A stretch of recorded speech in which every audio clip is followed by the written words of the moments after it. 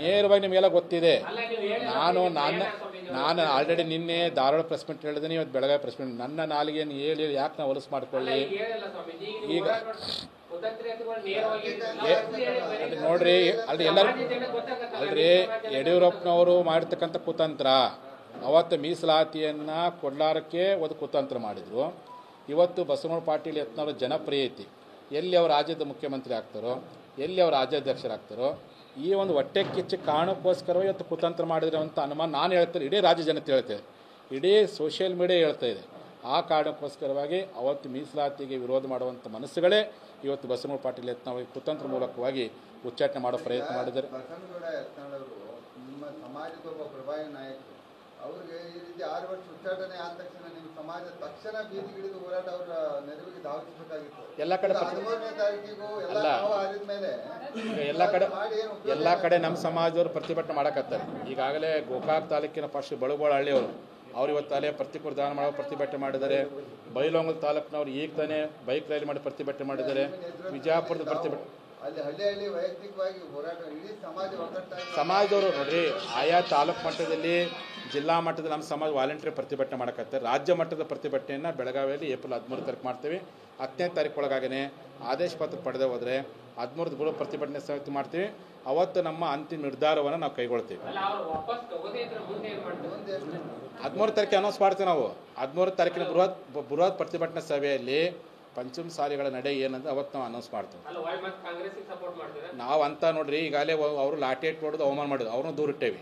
ಇವರು ನಮ್ಮ ಲೀಡರ್ನ ಹತ್ತಿಕ್ಕಿ ಇವ್ರನ್ನ ಎರಡನ್ನೂ ಸಮಾನವಾಗಿ ದೂರೀಕರಿಸಿ ಪರ್ಯಾಯವಾಗಿದ್ದ ಆಲೋಚನೆ ಹೆಂಗೆ ಸಂಘಟನೆ ಮಾಡಬೇಕು, ಜನರಲ್ಲಿ ಹೆಂಗೆ 3 ವರ್ಷಗಳ ಕಾಲ ಹೆಂಗೆ ಜಾಗೃತಿ ಮಾಡಬೇಕು, ನಮ್ಮ ಜನರನ್ನ ಯಾವ ರೀತಿ ಎಜುಕೇಟ್ ಮಾಡಬೇಕು ಚರ್ಚೆ ಮಾಡ್ತೀವಿ. ನಾವು ಚರ್ಚೆ ಮಾಡ್ಕೊಂಡು ನಿರ್ಧಾರ ಮಾಡ್ತೀವಿ.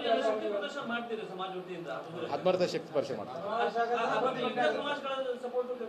ಎಲ್ಲರೂ. ಯಾಕಂದ್ರೆ ಅವ್ರಿಗೆ ಬಸವನಗೌಡರು ಕೇವಲ ಪಂಚಮಸಾಲಿ ಲಿಂಗಾಯತ ನಾಯಕರಲ್ಲ, ಅವ್ರಿಗೆ ಎಲ್ಲ ಜನಾಂಗದವ್ರ ಮೇಲೆ ಅಭಿಮಾನ ಐತೆ, ಅವ್ರ ಮೇಲೆ ಎಲ್ಲ ಸಂಘ ಅಭಿಮಾನ ಐತೆ. ಎಲ್ಲರೂ ಬರ್ತಾರೆ, ಎಲ್ಲರೂ ಸಹಯೋಗ ಪಡ್ಕೊಂಡು, ಎಲ್ಲರೂ ಸಹಕಾರ ಪಡ್ಕೊಂಡು 13 ತಾರೀಕು ನಾವು ದೊಡ್ಡ ಪ್ರಮಾಣದಲ್ಲಿ ಪ್ರತಿಭಟನೆ ಮಾಡ್ತೀವಿ. ಪ್ರತಿಭಟನೆ ಪ್ಲಸ್ ಸಮಾವೇಶ ಎರಡು ಮಾಡ್ತೀವಿ. ಇಲ್ಲ, ನಾವು ನೋಡ್ರಿ, ಪಕ್ಷ ಕಟ್ಟೋದು ಬಿಡೋದು ನನಗೆ ಸಂಬಂಧಪಟ್ಟಿದ್ದಲ್ಲ. ಅದು ನಮ್ಮ ಪಕ್ಷದ, ನಮ್ಮ ಸಮಾಜದ ನಾಯಕರುಗಳು ಚರ್ಚೆ ಮಾಡಲಿ.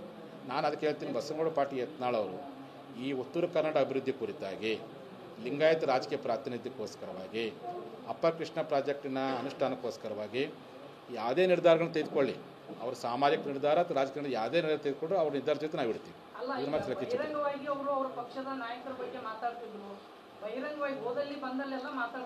ಪಕ್ಷದ ನಾಯಕರು ಅವ್ರ ಸ್ವಭಾವ ಗೊತ್ತೇ ಐತಿ, ನೇರವಾಗಿ ಮಾತಾಡೋಂಥ, ನೇರವಾಗಿ ಅವ್ರು ಎದಕ್ಕೆ ಮಾತಾಡ್ತಿದ್ರು, ಸನ್ಮಾನ್ಯ ಪ್ರಧಾನಮಂತ್ರಿಗಳು ಕುಟುಂಬ ರಾಜಕಾರಣ ಭ್ರಷ್ಟಾಚಾರನ ನಾವು ಒಪ್ಪಲ್ಲ ಅಂತ ಹೇಳ್ತಿದ್ರು. ಅದನ್ನೇ ಕರ್ನಾಟಕದ ಮಾಡ್ರಿ ಅಂತ ಪಕ್ಷಕ್ಕೆ ಇದ್ರಷ್ಟು ಮಾತಾಡ್ತಿದ್ರು. ಅವರು ಪಕ್ಷ ವಿರೋಧಿಯಾಗಿ ಮಾತಾಡ್ತಿರಲಿಲ್ಲ, ಸರಿಪಡಿಸೋದು ಮಾತಾಡಿದ್ದಾರೆ.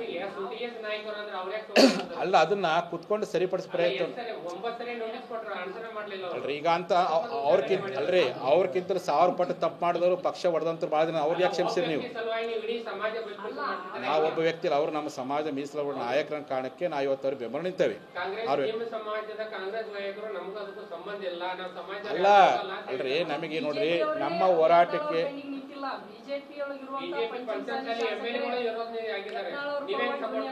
ಅವ್ರು ಬಿಡ್ರಿ, ಅವ್ರು ಇರ್ತಾರೆ ಬಿಡ್ತಾರೆ. ಅವರು ಅವಕಾಶವಾದಿಗಳು ಇದ್ದ ಬರ್ತಾರೆ ಹೋಗ್ತಾರೆ, ಅವ್ರ ಬಗ್ಗೆ ಹೇಳಕ್ ಹೋಗಲ್ಲ. ನಮಗೇನು, ನಮ್ಮ ಹೋರಾಟ ಸಮಿತಿ ಅಧ್ಯಕ್ಷ ಇದ್ದಾರೆ, ಅವರು ಯಾವುದೇ ಪಕ್ಷ ಚಟುವಟಿಕೆ ಮಾಡಿಲ್ಲ, ವಿನಾಕಾರಣ ಅವ್ರಿಗೆ ಉಚ್ಚಾಟನೆ ಮಾಡಿದ್ರೆ ನಮ್ಮ ಮನಸ್ಸಿಗೆ ನೋವಾಗೈತಿ. ಅದನ್ನ ಮಾಡಿದವರು ಕುತಂತ್ರ ಮೂಲಕ ಮಾಡಿದ್ದಾರೆ. ಆ ಕುತಂತ್ರ ಮಾಡೋ ವ್ಯಕ್ತಿಗಳು ಯಾರಿದಾರೆ ಅಂತ ನಮ್ಮ ಜನಕ್ಕೆ ಗೊತ್ತೈತಿ. ಇಲ್ಲ ನೋಡ್ರಿ, ಮೀಸಲಾತಿ ಹೋರಾಟ ನಮ್ಮ ಪ್ರಥಮ ಆದ್ಯತೆ. ಆ ಹೋರಾಟ ಮಾಡುವಂಥ ನಾಯಕರುಗಳ ಅನ್ಯಾಯವಾದಾಗ ಅವ್ರ ಪರ ನಿಲ್ಲುವುದು ನಮ್ಮ ಕರ್ತವ್ಯ. ಅದು ಯಾರೇ ಆಗಿರಲಿ, ಅದು ಬಸವನಗೌಡ ಪಾಟೀಲ್ ಯತ್ನಾಳ್ ಆಗಿರಲಿ, ನಾಳೆ ಅರವಿಂದ್ ಬೆಲ್ಲದಾಗಿರಲಿ, ಹಿರಣ್ಕಾಡೆ ಆಗಲಿ, CCP ಯಾರೇ ಆಗಿರಲಿ, ನಮ್ಮ ಪರವಾಗಿ ಪ್ರಾಮಾಣಿಕವಾಗಿ ಪಕ್ಷದ ಅಂಗನ ತೊಳೆದು ಹೋರಾಟ ಮಾಡುವಂಥ ವ್ಯಕ್ತಿಗಳು ಯಾರೇ ಆಗಲಿ, ಅವ್ರಿಗೆ ಅನ್ಯಾಯವಾದಾಗ ಅವ್ರ ಪರವಾಗಿ ಮೊದಲೇ ನಿಂತ್ಕೊಂಡು ಬಂದು, ಈಗ ನಿಂತ್ಕೊಂಡು ಬಂದಿದೆ. ನೋಡ್ರಿ, ಮಿನಿಸ್ಟ್ರಿಗೆ ಅಥವಾ ಪೋಸ್ಟಿಗೆ ನಮ್ಮ ಸಂಬಂಧ ಇಲ್ಲ. ಅವ್ರ ರಾಜಕೀಯ ಅಲ್ರಿ, ಅವ್ರ ಮಿನಿಸ್ಟ್ರಿ ತಗ್ತಾಗೂ ಮಾತಾಡೇವಿ, ಎಲ್ಲರ ಪರ ಮಾತಾಡಿ ಹೋರಾಟ ಇದು ನೋಡ್ರಿ, ಅದು ರಾಜಕೀಯ ಸ್ಥಾನಮಾನ, ಇದು ರಾಜಕೀಯ ಅನ್ಯಾಯ. ಇದು ಪರ ಮಾತಾಡ್ತಾರೆ. ಅದೇ ಅವ್ರಿಗೆ ಅಂತ ಅನ್ಯಾಯ ಅವ್ರ ಪರಗೆ ಮಾತಾಡ್ತೇವೆ, ಅವ್ರಿಗೆ ಅನ್ಯಾಯ ಆದಾಗ ಅವ್ರ ಪರಗೆ ಮಾತಾಡ್ತೇವೆ. ಅವ್ರಿಗೆ ಅನ್ಯಾಯ ಆಗಲಿ. ಸ್ಥಾನಮಾನಗಳ ಬಗ್ಗೆ ನಾವು ಇಲ್ಲಿ ಹೋರಾಟ ಮಾಡೋಕ್ಕೆ ಹೋಗಿಲ್ಲ. ಬಗ್ಗೆ ಸರ್ಕಾರಕ್ಕೆ ಆ ಪಕ್ಷ ವರಿಷ್ಠರಿಗೆ ಆಗ್ರಹ ಮಾಡ್ತೀವಿ. ಇದು ಏನಪ್ಪ ಅಂದರೆ ವಿನಾಕಾರಣ ಉಚ್ಚಾಟ ಮಾಡ್ತಕ್ಕಂಥ ಕ್ರಮ ನಮ್ಮ ಜನಕ್ಕೆ ನೋವಾಗಿದೆ, ನಾವು ಖಂಡಿಸ್ಬೇಕು.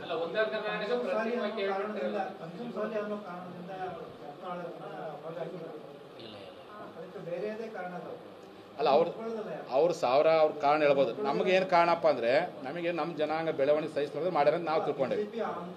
ಅವ್ರು ಸಾವಿರ ಹಿಡ್ಕೊಂಡ್ರೆ ಅವ್ರ ಕಾರಣ ಹೇಳ್ಕೊಬೋದ್ರಿ. ಒಳ ಉದ್ದೇಶ ಏನೈತಪ್ಪ, ಅವ್ರ ಪಕ್ಷದ ಏನು ಸಾವಿರ ನಿರ್ಧಾರ ಮಾಡ್ಕೊಳ್ಳೋ ಅವ್ರ ದೃಷ್ಟಿ ಏನೇ ಇರಲಿ. ನಮ್ಗೆ ಏನು ಅನ್ಸೈತಪ್ಪ ಅಂದರೆ ನಮ್ಮ ಜನಾಂಗ ನಾಯಕರುಗಳನ್ನೇ ಟಾರ್ಗೆಟ್ ಮಾಡಕತ್ತಪ್ಪ. ಇದು ಪಕ್ಷ ಸಮಾಜ ನಮ್ಮ ಜನಾಂಗದ ನ್ಯಾಯವನ್ನು ನಾವು ಕೇಳಕತ್ತಿ. ಸಮಾಜ ನಾಯಕರು ಅನ್ಯಾಯ ಆಗ್ತದೆ ಕೇಳಕತ್ತಿ ಅಷ್ಟೇ. ನಮ್ಮ ಜನಾಂಗದ ನಾಯಕರು ಅನ್ಯಾಯ ಆಗೈತಿ, ಅನ್ಯಾಯ ಆಗಬಾರ್ದು. ನಿಮಗೆ ದುಡ್ದಾರ ನಾಯಕರು ನೋಡ್ರಿ,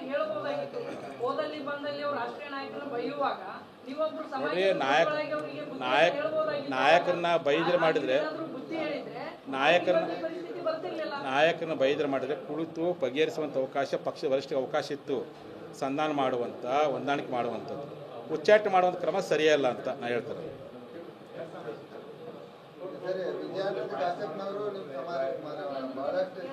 ಹೌದು ಭಾಳ ಮಿನಿಸ್ಟರ್ ಆಗಲಿ ಹೇಳಕತ್ತೇವಲ್ಲ. ಮಿನಿಸ್ಟರ್ ಹೇಳ್ಯಾವ ಪಾಪ ಅವರು ಪಾಪ ಮಿನಿಸ್ಟರ್ ಯಾರು ಆಗ್ತೀರಿ ಮಿನಿಸ್ಟರ್ ಆಗಲಿ. ನಮ್ಮ ಸಮಾಜ ಯಾರು ಮಿನಿಸ್ಟರ್ MLA ಗ್ರಾಮ ಮೆಂಬರ್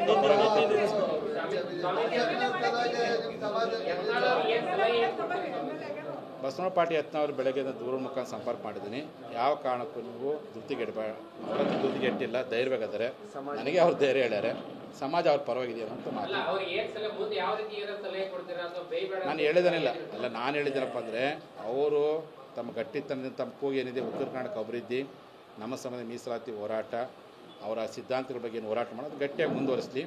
ಅವರು ಸಮಾಜ ಒಳಿತಿಗೋಸ್ಕರವಾಗಿ, ನಾಡಿನ ಅಭಿವೃದ್ಧಿಗೋಸ್ಕರವಾಗಿ, ಉತ್ತರ ಕರ್ನಾಟಕದ ಅಭಿವೃದ್ಧಿಗೋಸ್ಕರವಾಗಿ ಏನೇ ಒಳ್ಳೆಯ ತೀರ್ಮಾನ ತೆಗೆದುಕೊಂಡ್ರು, ಅದು ರಾಜಕೀಯ ತೀರ್ಮಾನ ಇರ್ಬೋದು, ಸಾಮಾಜಿಕ ತೀರ್ಮಾನ, ಅವ್ರ ಜೊತೆ ನಾವು ಇಡ್ತೀವಿ ಅಂತ ಹೇಳಕ್ಕೆ ಇಚ್ಛೆಪಡ್ತೀವಿ.